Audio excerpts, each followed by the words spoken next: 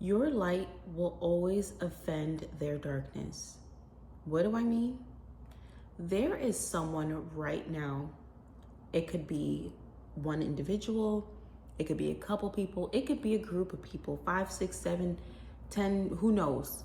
But there is someone somewhere watching you, stalking your stories, checking your updates, and they're mad that you're happy. I have this happen in my very own life. I have exes and old friends pop up in my Instagram, pop up on my different personal social medias, and they'll be watching stories. Or I had someone reach out to me in a DM and said some pretty nasty words, and then the following day reached out again to see if we could hang out. And it blew my mind, because I'm like, one, I've literally not spoken to this person in particular in months. Completely forgot who they were. And one of the comments, or one of the things that I replied was that I forgot about you, yet you have been searching for me. There's something weird there. And I'm talking about this in my personal life, but I'm sharing this because this is something that is happening to a lot of diamonds. There are people who are spinning the block, circling, trying to come back after they've mistreated you, after they've disrespected you, been unfair, unjust, unkind, and they think, oh, well, because time has passed, then there's no big deal anymore. Absolutely not. Excuse me. And like I said, there are people, and it's so crazy, the people who do you wrong, the people who hurt you, the people who were calculative and just downright nasty and disgusting towards you are mad that you're happy. Like, can you believe that someone is mad that you were happy? Like, baby, you hold a lot of power. I want you to know that, and I want you to pat yourself on the back for that. And I would say this, they're not mad because you did anything wrong, but they're mad that you're free, that you smile without their permission, that despite their best efforts to sabotage your joy and destroy your life, you still rise. That's why they're mad. They're mad because they couldn't break you. And let's talk about it. Let's get deep into this. Some people have plotted against you, baby. They've gossiped. They've slandered your name. They created this false narrative, literally sat down in a corner in a dark room like a creepy person, creating all these lies on how they're going to spew and tell this person you did this and tell this person you did that. Just things that were blatantly not true. And they expected it to destroy you. Like, they literally betted their own peace on destroying you. But instead of you folding, you evolved, because that's what you do. You're a diamond. You're the main character. You outgrew the space that they tried to trap you in. And that made their bitterness boil over into seething hate. Now they're past mad, baby. They are seething. They are incensed, just foaming at the mouth. But the truth is, you were never meant to break. You were built to grow. I have been kind of going back and forth with this. I've been feeling called to write a book, because baby, I've been through some things. I've seen some things. I've experienced some things, and I've grown through all of it, right? I'm not saying this in a sad way, but I always think about what would the name of the book be called? And I thought the name of the book would be called, And Then I Was Planted. And why is that so significant? Because people will do things to you thinking they're burying you. They're thinking they are literally burying you for the last of the world to see. You will never get out of the grave they threw you in. But when you are a seed, when you are a diamond, when you are precious, you will never be buried. You can only be planted.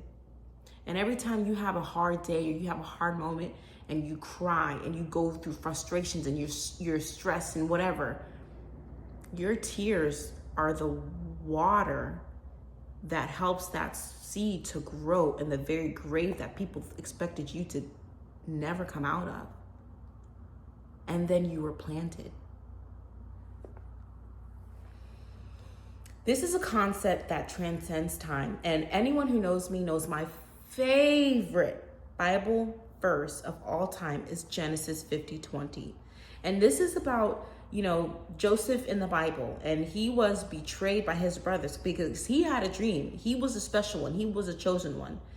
And they threw him into the pit and they sold him off into, into essentially his demise, or what they thought. They sold him off like property. And yet, throughout all of that, and there were other things he went through. It wasn't just his brothers that did that. There was other people who came into his life after that, who betrayed him, who lied again. There was a lady who lied about him. I don't want to. Basically, she accused him of doing something very heinous. And yet, he became a ruler in Egypt. And I'm talking about Joseph now. Even in prison, he found favor. And when famine came, guess who everyone had to bow down for survival? Guess. The same one they tried to bury. And then I was planted. That's Genesis 50:20. It says, though you meant evil against me, God intended it for good. That is the spirit behind the main character. And I'm talking to you, Diamond. This, mind you, this is, we're in the 6th month of the year. I'm telling y'all, the 6th month of the year is always a transformational, pivotal moment every single year. I look back at my life last year when I had the biggest shift and upgrade. It was in the 6th month of the year. And every year previously before that, it's always in the 6th month of the year. Right after that, the 7th month, that's when things take off. Diamonds, this message is coming to you at this very moment for that reason. Things are shifting. You are in that energy now. You are in that spirit now where things are shifting. The 6th month is for change. The 7th month is for acceleration. You are literally shifting. And I was just talking about Joseph, right? Because that's my favorite story in the Bible, Genesis 50:20. One of my other favorite stories is the story of Esther, but I have another video about that will be releasing not too long. But anyways, let's talk about Princess Diana. I was thinking about all the different points of references I can give to you, Diamonds, to really correlate in your own life. Princess Diana, she was loved by the public, but she was loathed by the system.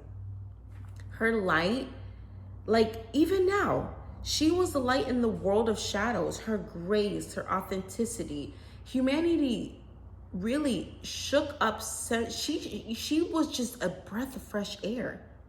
She shook up centuries of tradition, and that made her a threat. And that's another thing. I noticed this with the main characters. One of the big signifying things about the main character, she does not go by, that's how it always been. Who cares how it's always been? I haven't always been here, so I'm going to do how I want to do. People like to say, life is short.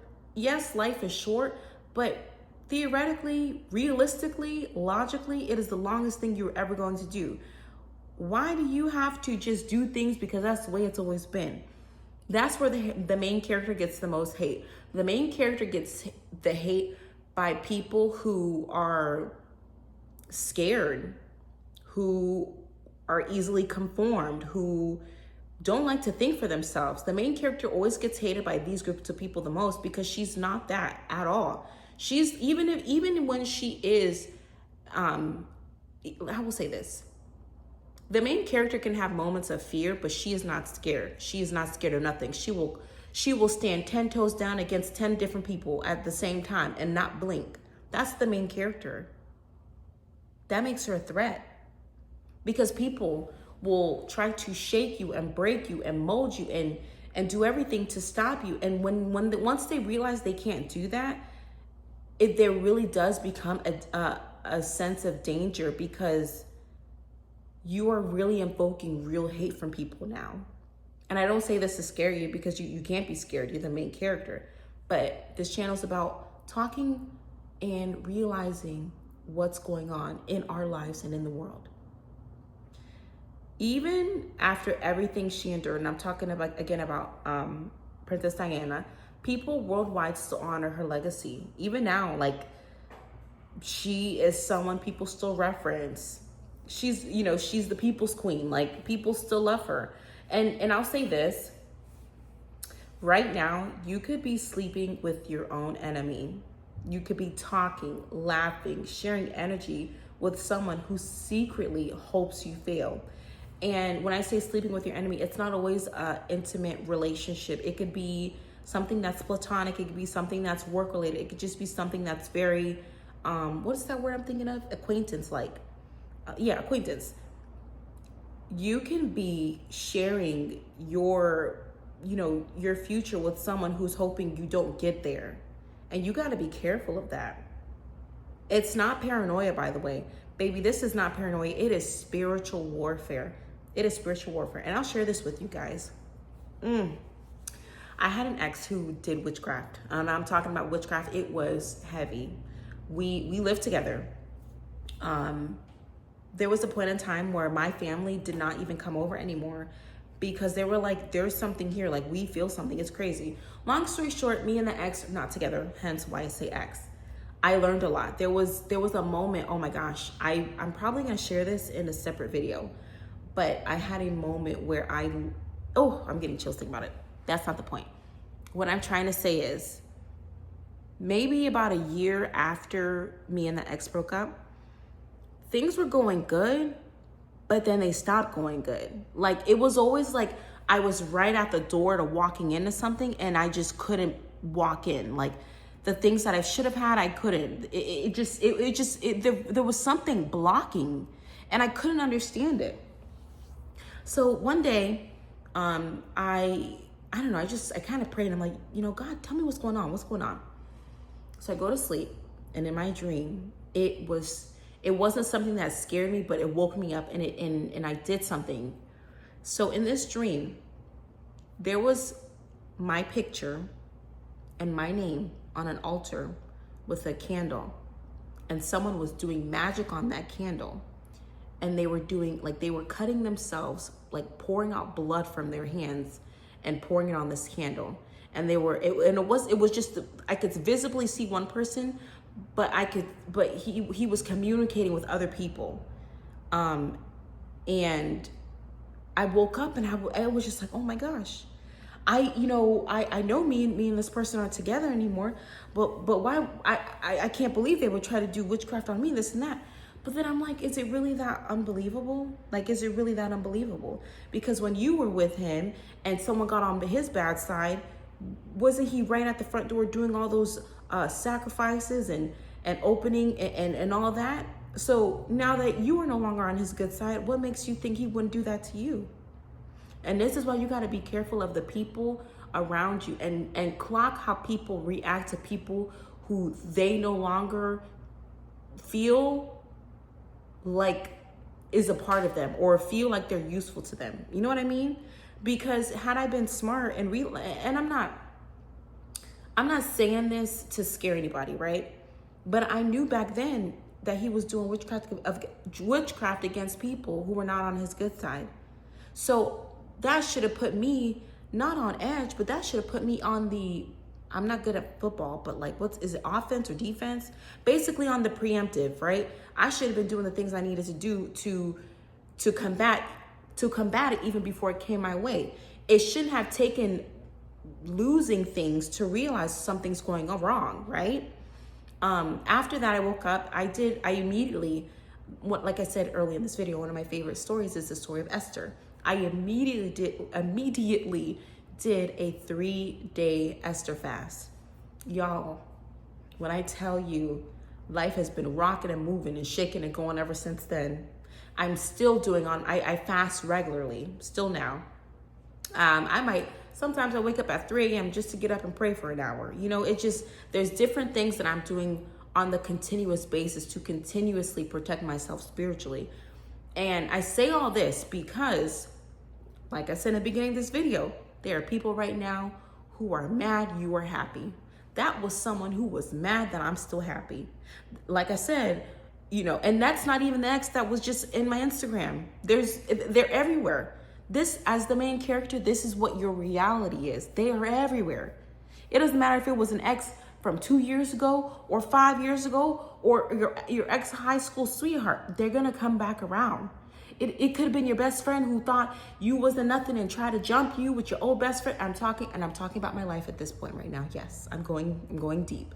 But anyways, people who said you was never gonna be nothing without them try to split the block 4, 5, 6 years later. Hey, how you doing? Let's catch up. No.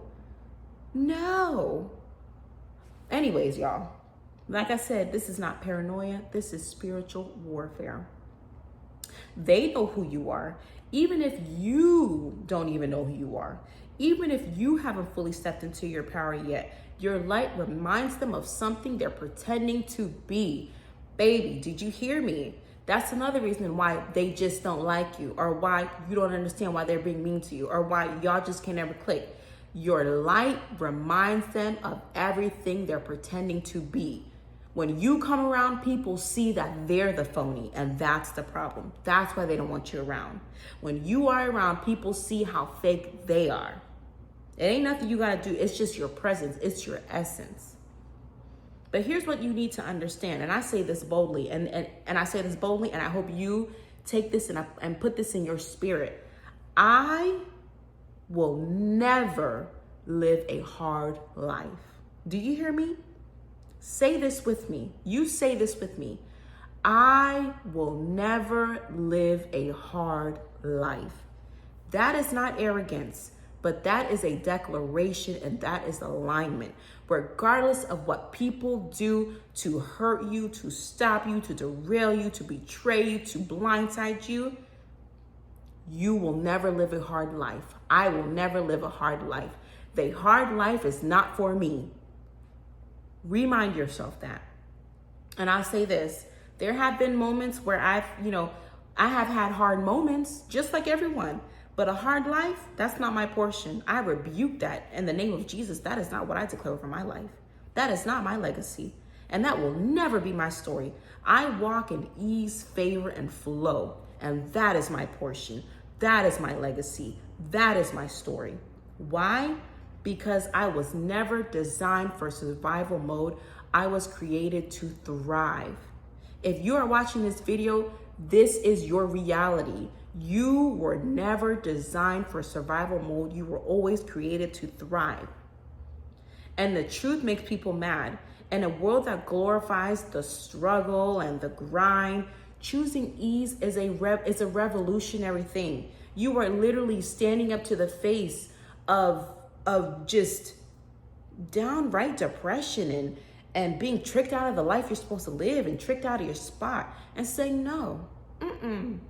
I don't care if I was raised by a single mom who thinks that because she worked hard and struggled all her life, I gotta struggle that, or I gotta struggle hard. And if, I don't care if everyone in your life had to work 3, 4, 5 jobs and never were able to get the things that they wanted, and never got the chance to take care of their health, and never got to go on vacation, and never got to travel outside. I don't care about none of that. That ain't got nothing to do with you or me. That ain't got nothing to do with you or me. The struggle you choose to surround yourself in is not what I do. I'm not going for that. Privilege is a real thing, baby. But let's reframe what that means. Privilege, I've talked about this in a previous video, and I've talked about skinny privilege, okay? We talk about pretty privilege, but I'm going to go a step further. Privilege is not always about beauty, figure, money, connections. Sometimes the deepest privilege is peace. And I'll tell you why. Before I got my skinny privilege, I was big as a house, 234 pounds, just sad, depressed, crying, sliding down the wall. My first privilege was peace. It was letting go of everything that caused me to get to that point. Once I got the privilege of peace, then I was able to work on the privilege of being thin. Once I got, and go further deeper into the privilege of beauty. You know what I'm saying? Does that make sense? Your first privilege will always be peace. And from there, everything else will blossom. I was talking to someone about this, and I was saying how I've noticed that I lost a lot of weight when I was walking, as opposed to I started running thinking, oh, if I run, I'll lose a lot more. I did a little research and whatnot, and I got to understanding what cortisol levels are, and that's like the stress factors in your body and blah, blah, blah, blah, blah. For me, running was stressing my body out more than walking was. Hence why I started running thinking I was gonna lose weight quicker. I didn't. If anything, I plateaued and I just stopped. when I started walking again, I was putting myself back into the state of ease and just, enjoying the walk, listening to a podcast, listening to music, listening to nothing, just looking at the things around. I was relaxing myself. I was able to lose more weight. That's that peace, right? Peace is the deepest privilege. It is the first privilege. It is being chosen. It is having joy in a joyless world. It is the audacity to rest when everyone else is restless. It's walking in rooms where people want you to dim, but you shine anyway. Because you at peace, baby. You cannot fake light. And when you are truly radiant, spiritually, emotionally, mentally, physically, people will always show up for you. I will say that. They can't help it. It's like, the saying, you are what you attract. That's true. That's why doors open for you. That's why strangers feel the urge to help you. That's why even in dark moments, you're never alone for long. It's never dark for long because you carry a visible light and because it feels seen. That's when life begins to feel like easy mode. You are not the sidekick to anybody. You are not the assistant to someone else's destiny. You are the blueprint. You are the show and you are the finale. You are the main character forever. And this is your official reminder of that, in case you forgot. In case you ever forgot, you're that main character, babe. And that's why I created the main character forever. I have different tools to support your glow up journey, becoming the best self and healing yourself, helping you glow, become wealthy, become healthy, become confident, soft, secure. Whether it's just affirmations, whether it's, just a daily reminder. I'm here for you, Diamond. You are not waiting on approval. At least you shouldn't be. If you are one of my diamonds, you shouldn't be waiting on no approval. And you're not asking for a seat. You're building a table where people are going to beg you to come at. This is the era of intentional living. If you feel like, people are mad at you or mad at your growth, trust your instinct because energy never lies. Their silence will speak and their sarcasm tells on them. People like kind of tell a joke and be like, haha, but you gotta really clock that. Is it really haha? Their lack of support reveals more than their words ever will. But your job is not to shrink. Your job is to rise, to thrive out loud, to shop with intention, to pour into personal development, to download resources to help you live your highest self. Spend your time, your efforts, your energy, your money, everything you have on you. Pour into you. Find resources and communities that help you.